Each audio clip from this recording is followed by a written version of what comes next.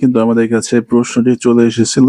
বরাবরই আমি বলে দিচ্ছি যে সবার আগে কিন্তু প্রশ্ন দিয়ে দেব। তোমাদের আজকে বাংলাদেশ ও বিশ্ব পরিচয় কালকে অনুষ্ঠিত পরীক্ষার প্রশ্ন কিন্তু ইতিমধ্যেই আমি তোমাদেরকে দিয়ে দিচ্ছি। দেখো আমি একটু প্রশ্ন সমাধানগুলো দেখি। একে দেখো, কোন দেশ পৃথিবীর কোন দেশকে এমডিজ অর্জনের রোল মডেল বলা হয়? এটা হবে বাংলাদেশ। তারপর অল্প সময় নিজ বাহিনীতে, এটা হবে দেশ পুনর্গঠন। 3 এর অ্যান্সারটা দেখতে পাচ্ছ, এটার অ্যান্সার হবে 1 ও 3। 4 এর অ্যান্সার মুজিবনগর সরকার, পররাষ্ট্র আইনমন্ত্রী ছিল খন্দকার মোশতাক। 5 এর অ্যান্সারটা দেখো ঘ নাম্বার পদ্মা। 6 এর অ্যান্সারটা কোন নদীর শাখা নদী? না, এটা হবে যমুনা। পরবর্তীতে 7 নাম্বার বলা আছে যে আধুনিক রাষ্ট্রে আইন প্রধান উৎস কোনটি? এটা হবে আইনসভা।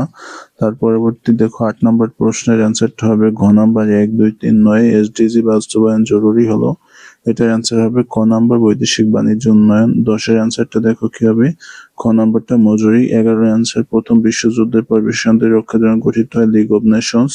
তারপর 12 নম্বর অ্যান্সার দেখো হবে সমষ্টিগত। 13 অ্যান্সার হবে আমাদের উৎপাদন। পরবর্তীতে দেখো 14 নম্বর প্রশ্নে কি বলা আছে? আচ্ছা, একটা উদ্দীপক দেওয়া আছে, বলা আছে উদ্দীপক কোন নদীতে ইঙ্গিত করা হয়েছে? এটা হবে যমুনা নদী। তারপর নদীর বৈশিষ্ট্য কি হবে? 1 ও 2। পরবর্তীতে 16 নম্বর প্রশ্নে কয়টি উপাদানের সমন্বয়ে রাষ্ট্র গঠিত হবে? এটা হবে 4টি। পরবর্তীতে দেখো 17 নম্বরে বলা আছে যে কোন উৎসটি প্রতিফলিত হয়েছে? এটা হবে ধর্ম। এরপর 18 নম্বর প্রশ্ন দেখো অ্যান্সার হবে ক নম্বর তথ্য অধিকার। 19 এর অ্যান্সার খ নাম্বার 1 ও 3। 20 এর অ্যান্সারটা দেখো বাংলাদেশ অন্তর্ভুক্ত হয় 136তম সদস্য হিসেবে। এর পরবর্তীতে 21 অ্যান্সার হবে জাতিসংঘ গঠন করা, বিশ্ব শান্তি নিরাপত্তা নিশ্চিত করা। তার পরবর্তীতে দেখো আমাদের 22 নম্বর প্রশ্ন, এটা হবে ইউএনএইচসিআর জাতিসংঘের রোহিঙ্গাদের জন্য কাজ করে। এসডিজি প্রধান বিবেচ্য বিষয় কোটি? অংশীদারিত্ব। তার পরবর্তীতে দেখো আমাদের 24 এর অ্যান্সার বলছে কি লাভ করে দায়িত্ব পালন করে? এটা হবে সংগঠন। 25 এর অ্যান্সারটা দেখো, এটা হবে গ নাম্বার জাতীয়। 26 এর অ্যান্সারটা দেখো, 26 এর অ্যান্সার হবে খ নাম্বার এইডস।